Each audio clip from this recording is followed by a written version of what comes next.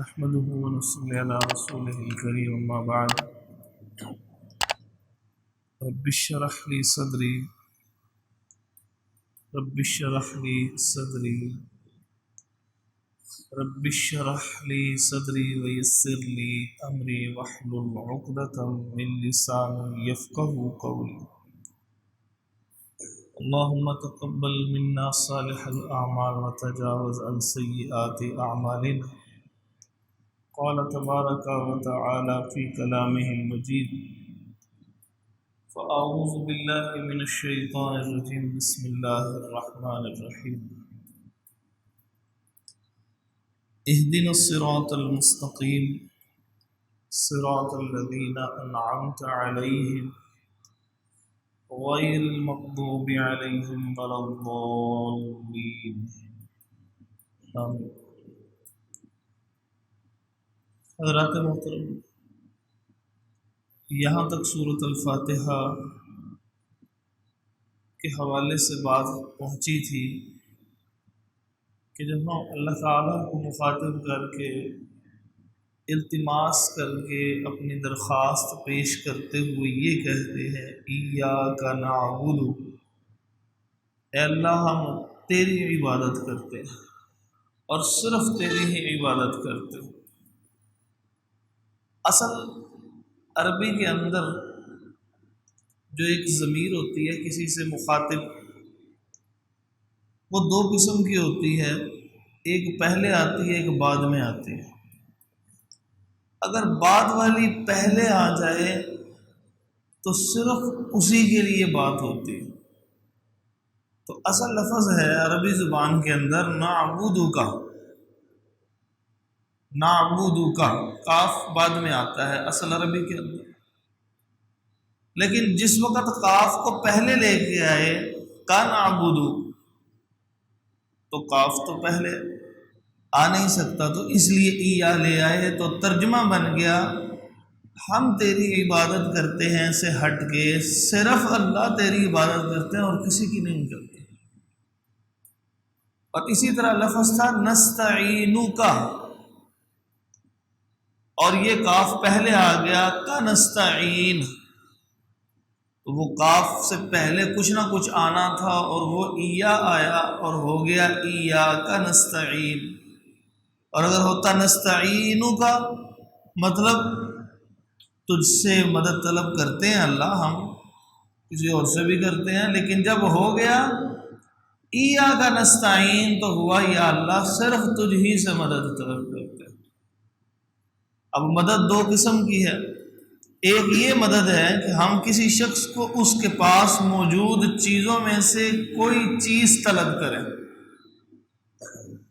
جیسے کسی کو اللہ تعالیٰ نے مال عطا فرمایا ہو تو اس شخص کو کہنا فلاں نیکی کا کام کرو، تو یہ جائز ہے. سورۃ المائدہ کی آیت نمبر 2 میں اللہ تعالیٰ فرماتے ہیں تعاونوا علی البر والتقوی، نیکی اور بھلائی کے کاموں میں ایک دوسرے کے ساتھ تعاون کیا کرو. اسی لیے وہ مشہور واقعہ آپ نے سنا ہے کہ غزوہ تبوک کے موقع پہ نبی پاک صلی اللہ علیہ وسلم نے بھی فرمایا تھا لوگوں لے کے آؤ جو کچھ تمہارے پاس موجود ہے. تو سیدنا ابو بکر صدیق رضی اللہ تعالیٰ عنہ اپنے گھر کی ہر چیز لے آئے تھے، حضرت عمر فاروق رضی اللہ عنہ آدھی چیزیں لے آئے تھے. تو یہ تعاون ہے کہ موجود تھا تو کہنا وہ لے کر آؤ. تو یہ جائز ہے، نبی پاک صلی اللہ علیہ وسلم کی سنت بھی ہے. لیکن ایک چیز کسی کے اختیار میں نہیں ہے، اللہ نے دی نہیں ہوئی. مثلا بارش برسانا کسی کے اختیار میں نہیں ہے، اس کو کہنا تو بارش برسا، تو یہ ایاک نستعین کے خلاف ہے. کیونکہ ایاک نستعین کا مطلب ہے اے اللہ ما فوق الاسباب، ہم صرف تجھ ہی سے مدد طلب کرتے ہیں اور کسی سے مدد طلب کرتے ہی نہیں ہیں. اور انسان کے اختیار میں ہے ہی نہیں بارش برسانا، کسی سے کہنا بارش برسا دے. انسان کے اختیار میں ہے ہی نہیں، زندہ ہو مردے میں تو ویسے ہی نہیں جان ہوتی، اس کو کہنا اولاد دے. وہ جس شخص کے اندر اتنی قوت اور طاقت نہ ہو کہ وہ اپنے آپ کو لوگوں سے محفوظ کر سکے، سطر محفوظ کر سکے، وہ خود اپنا غسل خود دے سکے، اس نے کسی کو اولاد کیا دینی ہے؟ جو دنیا سے رخصت ہو جاتا ہے وہ تو اپنا غسل بھی خود نہیں کر سکتا، اسی لیے تو لوگ اس کو غسل دیتے ہیں، تو پھر وہ لوگوں کو غسل سے روک نہ سکے، کیونکہ جب غسل دیں گے تو پھر کچھ نہ کچھ تو بہرحال سطر سامنے آ جائے گا، جان بوجھ کے نہیں بھی تو کچھ نہ کچھ تو ہوگا۔ تو جو یہ روک نہ سکے وہ لوگوں کو تکلیفوں سے کیا روکے گا؟ تو ایاک نستعین ہے، اللہ صرف تجھ سے مدد طلب کرتے ہیں اور کسی سے نہیں، مطلب اللہ تجھ سے رزق مانگتے ہیں صرف، یا اللہ صرف تجھ سے ہی کہتے ہیں بارش برسا دے، اللہ صرف تجھ سے کہتے ہیں کہ اولاد عطا فرما دے۔ تو یہ مدد جتنی ہے ما فوق الاسباب، وہ اللہ سے مدد طلب کرتے ہیں اور اس بات کا اقرار کرتے ہیں۔ پھر اس کے بعد ایک دعا ہے، وہ دعا کیا ہے؟ اللہ تعالیٰ نے سکھایا کہ لوگوں کہو اہدنا الصراط المستقیم۔ اب اس کے اندر ایک لفظ ہے نا، اہدنا، تو قرآن مجید میں کم و بیش 500 مرتبہ نا لفظ آیا ہے، یہ میں کم از کم 500 بتا رہا ہوں، یہ 2000 کے قریب سمجھیں آپ اسے، لیکن آپ اس کو کم از کم 500 مرتبہ سمجھیں۔ تو اگر یہ نا کا ترجمہ یاد ہو گیا تو یوں سمجھیں کہ قرآن مجید کے 500 مقامات سمجھ لگ گئے۔ اہدی تو اردو کا لفظ ہے، ہدایت، ہدایت کا تو ہمیں پتہ ہے ہدایت کسے کہتے ہیں، تو نا ہو گیا ہمیں، اہدینا ہدایت دے ہمیں، اہدی ہدایت۔ میں اس لیے بار بار عرض کر رہا ہوں کہ جب آپ یہ سنیں تو تصور میں جس وقت قاری صاحب پڑھ رہے ہو، آپ خود پڑھ رہے ہو، اولاد نسل پڑھ رہی ہو، وہ بڑے پیار و ترنم سے کہ اہدنا الصراط المستقیم، تو اہدی کے ساتھ ساتھ ہی اللہ کے ساتھ باتوں کا سلسلہ سمجھ آئے کہ ایاک نعبد، اللہ تیری ہی ہم عبادت کرتے ہیں، و ایاک نستعین، اور تجھی سے مدد مانگتے ہیں، اور اب مدد مانگنے لگے ہیں، اہدی ہدایت دے، نا ہم سب کو، ہم سارے ہی عاجز تیرے سامنے کچھ نہیں کر سکتے۔ الصراط راستے کو کہتے ہیں، جیسے پل صراط کہتے ہیں نا، صحیح مسلم کی حدیث ہے کہ جس وقت جہنم لائی جائے گی پھر اس کے اوپر ایک جسر کو رکھ دیا جائے گا، جسر پل کو کہتے ہیں، پھر اس پل کے اوپر سے لوگوں کو گزر کے جانا ہوگا، اور جو گزرنے والے ہوں گے ان کی کیفیت 7 قسم کی ہوگی۔ تو وہ جو راستہ ہوگا اس راستے کو کیا کہا جاتا ہے عربی زبان میں؟ صراط، راستہ، المستقیم، سیدھا۔ اہدنا ہدایت دے ہمیں، الصراط راستے پہ، کون سا؟ سیدھا، مشکل راستہ نہ ہو، بس سیدھا۔ کدھر جائے یا اللہ؟ کیونکہ آپ کو معلوم ہے ہر بندہ یہ کہتا ہے کہ میں صحیح راستے پہ ہوں، جو صرف دنیا کما رہا ہے وہ بھی کہتا ہے میں اصل ہوں، جو دیندار ہے وہ غلط ہے۔ تو دینداروں کے اندر بھی تو بہت ساری باتیں ہیں نا، جو کہتے ہیں کہ میں صحیح ہوں دوسرا غلط ہے۔ تو اللہ تعالیٰ نے سکھایا کہ سب ایسے نہیں کہنا کہ سیدھا راستہ، صرف تم نے نہیں کہنا سیدھا راستہ، سمجھو سیدھا راستہ کون سا ہے۔ سیدھا راستہ میری آپ کی سوچ نہیں ہے کہ جو مرضی کہے کہ یہی سیدھا راستہ ہے۔ اب دیکھ لیں بہت سارے لوگ ہیں جو اپنی بات کو سیدھا راستہ کہتے ہیں، میں نام نہیں لینا چاہتا، لیکن اس وقت بھی بہت سارے افراد ہیں جو گمراہ اور تجدد پسند طبیعت کے مالک ہیں، وہ کہتے ہیں جی ہمارا راستہ سیدھا راستہ ہے۔ اللہ تعالیٰ نے فرمایا لوگوں سیدھا راستہ کون سا ہے؟ صراط، راستہ جس کے متعلق تمہارے ذہنوں میں خیال آئے گا الذین، جہاں پہ الذین اور الذی، اللتی اس انداز سے کوئی لفظ آئے نا، اللتی، الذی، بہت ساری جگہوں پہ، جیسے اللہ فرماتے ہیں هو اللہ الذی، تو الذی آ گیا، اسی طرح الذین تو بہت ہی جگہوں کے اوپر آیا ہے نا، جیسے فرمایا ذالک الکتاب لا ریب فیہ ھدی للمتقین الذین یؤمنون بالغیب۔ تو جہاں الذین اور الذی کی انداز سے لفظ آئے تو اندازہ لگا لیجئے یہ شاید قرآن مجید میں کم از کم 1000 مرتبہ۔ تو ترجمہ یاد کر لیں، اس کا ترجمہ ہے جو جس جنہیں، یعنی کسی چیز کی جب آپ نے وضاحت کرنی ہوتی ہے نا، تو آپ اردو میں کہتے ہیں نا وہ بات کر رہا تھا، وہ جو، تو جو کہہ کے وضاحت شروع کر دیتے ہیں، جنہوں نے کہہ کے وضاحت شروع کر دیتے ہیں، وہ لوگ کہہ کے وضاحت شروع کر دیتے ہیں۔ تو یہ جو جن جنہیں کے معنی میں آتا ہے، یعنی کسی چیز کی وضاحت۔ تو پیچھے لفظ ہے صراط، راستہ، تو آگے لفظ ہے الذین، مطلب راستے کی وضاحت ہے۔ کون سا راستہ؟ صراط الذین، راستہ ان لوگوں کا جو، کون سے؟ انعمت، اللہ انعام کیا تو نے، علیہم، ان پر۔ وہ کون ہے جن پہ اللہ نے انعام کیا؟ تو اللہ خود فرماتے ہیں۔ ویسے تو ہر بندے کہتے ہیں جی میرے پہ رب کے بڑے انعامات ہیں، اور اللہ کی قسم انعامات ہیں۔ جیسے اللہ فرماتے ہیں وَإِن تَعُدُّوا نِعْمَتَ اللَّهِ لَا تُحْصُوهَا، لوگوں تم صرف اللہ کے انعامات، شکریہ کی بات نہیں کر رہے اللہ، فرمایا تم شمار کرو، یا اللہ یہ انگلی دی ہے، یہ انگلی دی ہے، یہ جوڑ دیا ہے، میں صبح اٹھا ہر چیز چل رہی تھی، یا اللہ میرے جسم کے اعضاء دیے ہیں، تو نے مجھے دیکھنے کی قوت دی ہے، یا اللہ وہ میرا دل دھڑک رہا ہے ہمیشہ، وہ خون جو ہے وہ صاف لے کے جاتا ہے، گندا خون یہاں پہ پہنچتا ہے، جگر سے صاف ہوتا ہے۔ اپنے جسم کے اندر بالوں کی طرف غور کریں، بال بڑھ رہے ہیں، ناخن بڑھ رہے ہیں، زندہ سیل، نئے سے نئے سیل بن رہے ہیں، یہ زمین کا نظام چل رہا ہے۔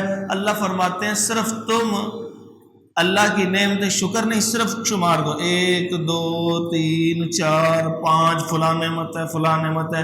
وَإِن تَعُدُّوا نِعْمَتَ اللَّهِ، لوگوں تم اللہ کے صرف نعمتیں کاؤنٹ کرنا شروع کر دو، یہ کاؤنٹ لیس بلیسنگز ہے، لا تحصوها، تم ان کو گنتی بھی نہیں پوری کر سکو گے، تمہاری گنتی نہیں، تمہاری سوچ ہی نہیں، تمہیں احساس ہی نہیں اللہ نے تم پہ کیا کیا چیزیں دی ہوئی ہیں۔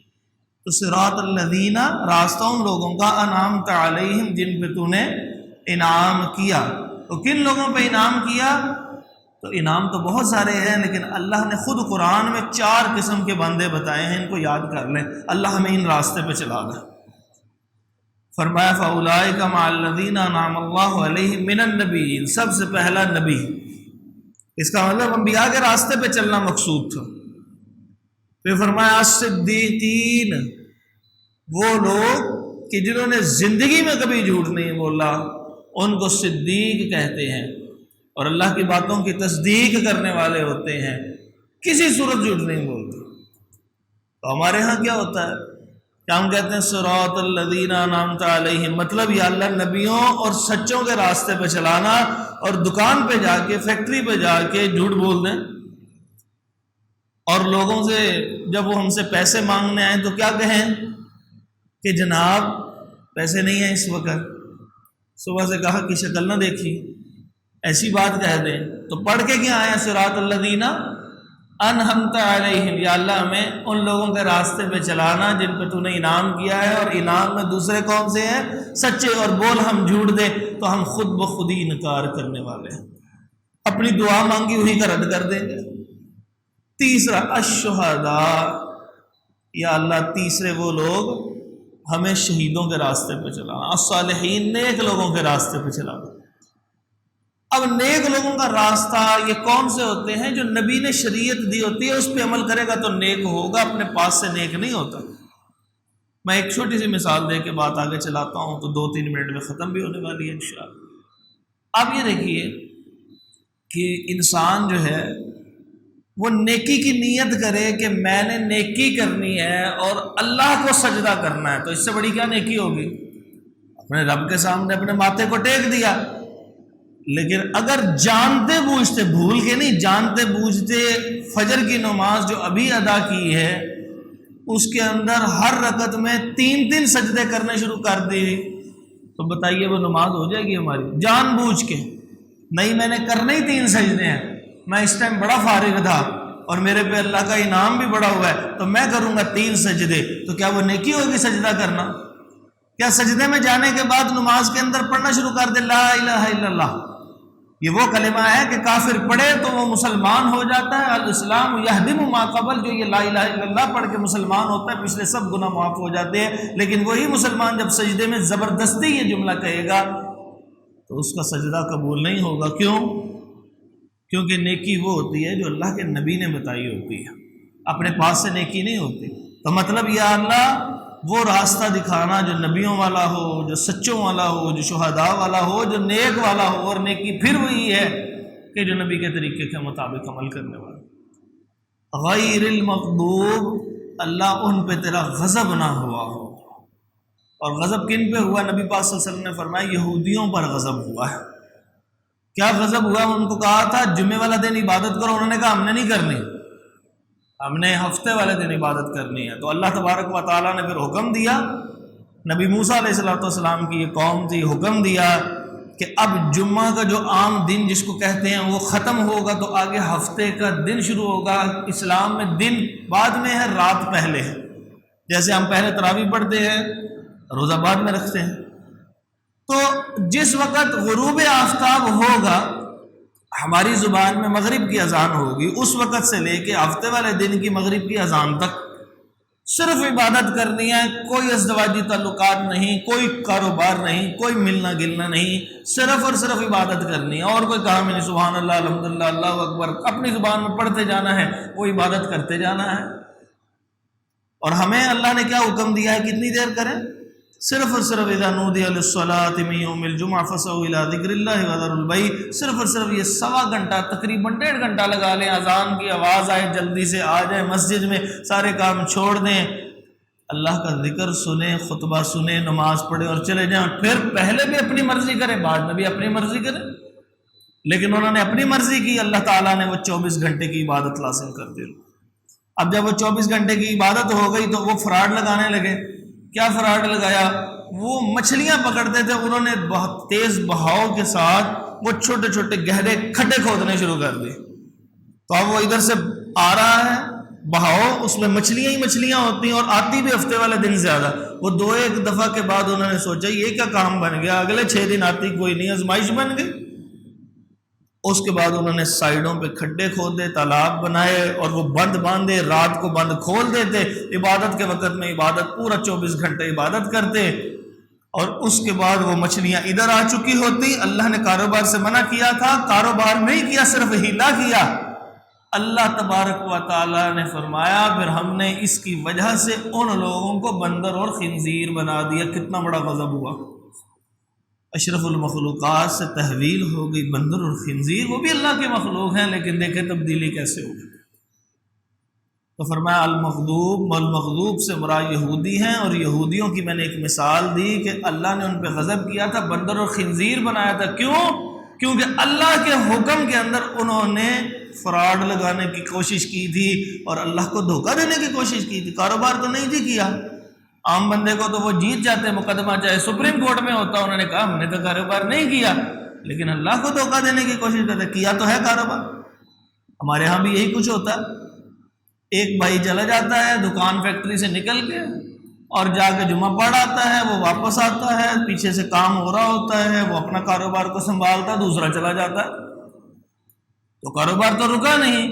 تو ہم نے وہ روش اختیار کی، حالانکہ نماز میں کیا پڑھ کے آئے ہیں؟ غیر المغضوب علیہم، یا اللہ یہودیوں کی طرح نہ کرنا، اور یہودیوں نے یہی کچھ کیا تھا۔